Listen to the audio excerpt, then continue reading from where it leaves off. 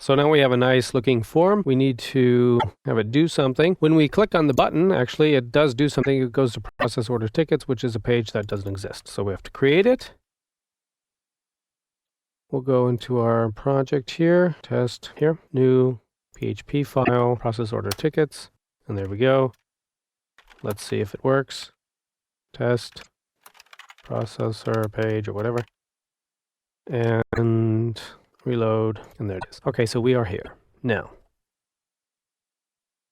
what did we do on this page? We defined a form that has some input boxes and variables. First name, last name, number of tickets. So these are the variables that we need to pick up over here. Now, normally, you would do it like this. We did a post, right? We did a post. You can look here in your form method post. So that means we need a post. Otherwise, if you put in here get, you would put here get, get what we did post. So first name, and let's display it. First name, and see if it works. Jim, enter Jim. Super. That's super, except for it's a big security hole. Because, for instance, if in Explorer, you type in Jim, you see Jim, that's fine. But if you're a hacker and you type in script, alert, or whatever you want to type in here, and it's displayed at any point in your application, then you can access code on the server, which is not a good thing to happen. So we want to protect against that. How programmers did that in the past in PHP was to then use various functions to strip the characters out, etc. But we're working with PHP 5.2, and in PHP 5.2 are some very nice input filters that not too many programmers know about yet. They kind of appeared silently in 5.2 in a minor version and are very useful. Let's use them now. So the way we do this is instead of saying what we said there, we say first name equals filter input, input post. Of course, if you were using get, you would say input get. First name, again, this is the name of the variable that's coming over that we defined in the form. And then, for instance, filter, sanitize, and look at all this stuff that we have here. This is wonderful. We can say, for instance, special chars, and what this will do is change any characters, any greater than less than characters that were input. Let's see how that works. So let's go back to the Internet Explorer and type in our script, alert, I'm a hacker, script, sync, and it just displays it because if we look in, where is this here? Page, use source, it simply, I can't see it here, one sec. It simply shows or converts them into the benign characters that won't harm your server, which is a very good thing. So let's go back here. What I like to use though, instead of filter, sanitize, special chars, in this case, sanitize is simply string, which will sanitize string, which will simply remove all of those characters so that you don't have them floating around in your application. For instance, here, if you were programming this form in an application, you would probably at this point save the first name into a database, and you don't want to, if somebody types that in, you don't want that to save that in a database because at some point you might display it and then you would have the same problem, right? So it's good to just take them all out right at the beginning. Let's see what happens here if we go back and type in John or type in script alert. We'll do this in Firefox this time. Script It simply takes out those tags. So that means if in our application, if somebody types in Jim the grade, then they're simply Jim for our application, which is fine with me. We have a lot to do, so let's get going here. We need to also bring in the last name exactly, which is the same thing here. Last name, last name, and it's the same thing, filter, sanitize, string. And also the number of tickets equals filter input, and input post was fine. Number of tickets, is fine. And filter validate. Now this is a good one. Validate as integer. Notice also you have email there. That's very nice. Also URL, which is very nice. IP you might use too. We'll use integer here. Now what this does real quick, if the user doesn't type in a Jim Smith, if he, for a number of tickets, types in, for instance, we have to display it here, echo number of tickets, for it to do anything. If he types in 12, well then it displays 12. If he types in 2, it just takes it out because that's not an integer. And the interesting thing is, as we'll use later, number of tickets in this case, if he typed in a non-integer, is false. And that's how you validate it. So these filters, input filters, do a lot for you. Let me show you how they work here. Actually, we'll do validation in the next film. Right now, what we want to do is complete this loop of filling in a form and getting a message back. So let's define a message. Let's say that everything is fine. Thank you. First name. Space. Last name. For your order of number of tickets.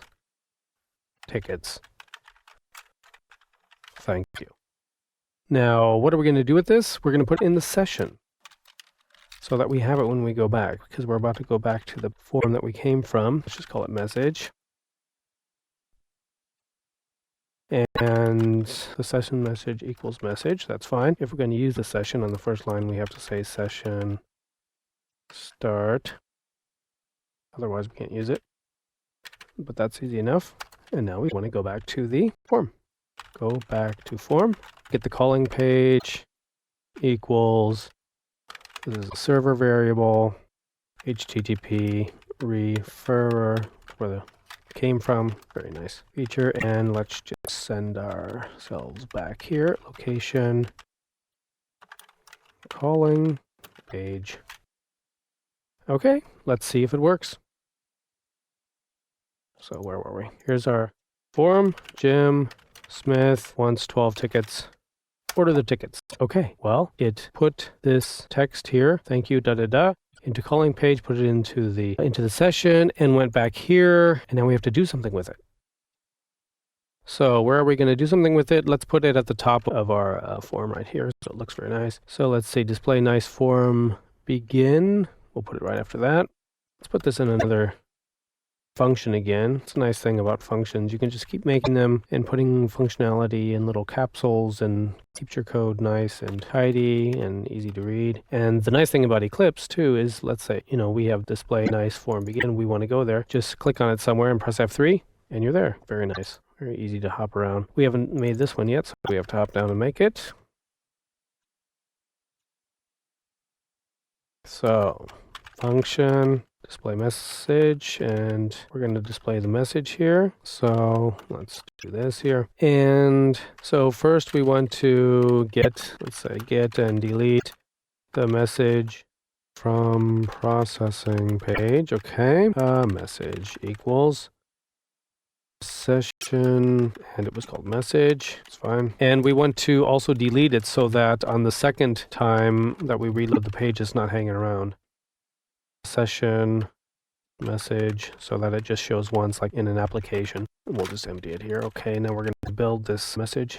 So basically we're putting it in here. We already have a table going here. Let's hop down there. We have a table started here, and then in the display rows we do a TRTD. So that's the same thing we have to do here.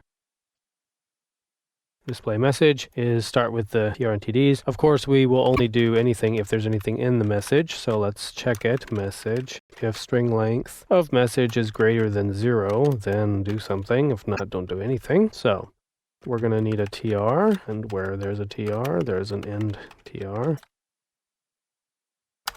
And then we need a TD, and it's going to have to be column span 2 because it's going to have to span over 2 columns. We do it here. We'll close it up. What do we want to put inside? Well, let's just put the message for now, like that. Let's see if that works. Jim Thompson, 12 tickets. No, something went wrong. So let's debug this a little bit. Oops. Echo, what is message at this point? Oh, this is this here. So what is message at this point? Okay, what's wrong with this? No, a semicolon. What is message at this point? Let's see. Nothing. Okay, that's a problem. So probably in our process order tickets, we're not setting this correctly. Session message. Oh, wait. I know we have a session start here, but we don't have a session start. Session start. There we go. So we can take out our little debugging stuff and try it again. So yeah, and there it is. Let's do it again. Bob Thompson and number of tickets 2. And there it says, thank you, Bob Thompson. Super. If we do a reload, it goes away, which is great. The only thing I don't like about that is it's not really formatted nicely. Let's take a little time and format it.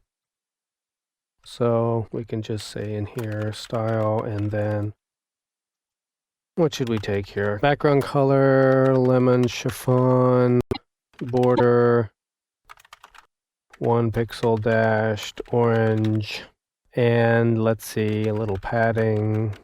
3 pixels ought to do. Font size, it was way too big. Let's put it on a text align. Let's put it in the middle. And font family, it was way too boring. Let's give it a Verdanus. So let's see what it looks like now. Of course, it disappeared, so we have to do it again. Jim Smith wants 2 tickets. Very nice. So as long as we're doing design here, there's one thing I don't like about this number of tickets. It's way too long for a number. We can do better than that. Let's see here, number of tickets, In this little thing here, let's also give it a style. And let's say, for instance, width equals 50 and text align, not center like the other one, but right.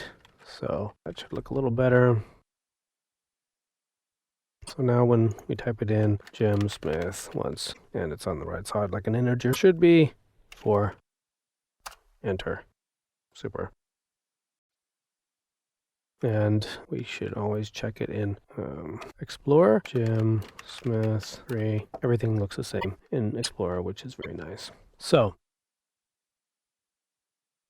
we now have a functioning form with a functioning process form page, a functioning message that we send from the process form page back to the form. And now we can extend this form with some fancy validation. For instance, if they didn't type in tickets, well, we need to go back to the form and ask them to type in the tickets. We'll do that in the next film.